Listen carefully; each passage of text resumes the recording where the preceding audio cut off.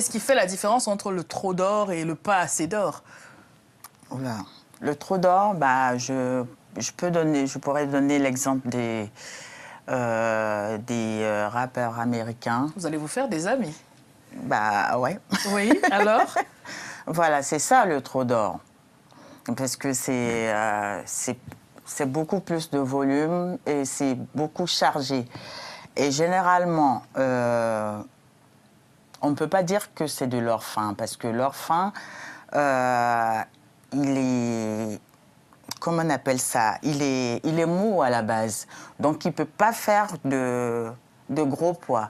Et pour qu'il soit comment dire ça? Pour qu'il soit plus...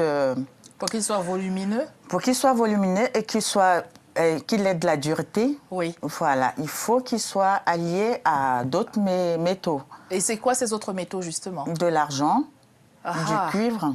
Alors, quand on prend un lingot d'or, par exemple, ça n'est pas que de l'or? Si, c'est de l'or fin, un lingot d'or.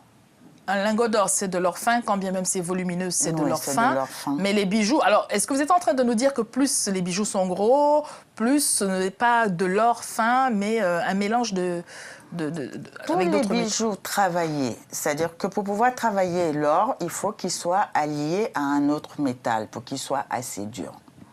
Voilà.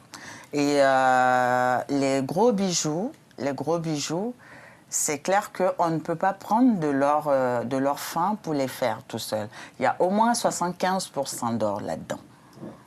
75% d'or dans tous les bijoux qu'on fait et avec un peu de, je ne vous dirai pas le pourcentage, mais avec un peu d'argent et un peu de cuivre.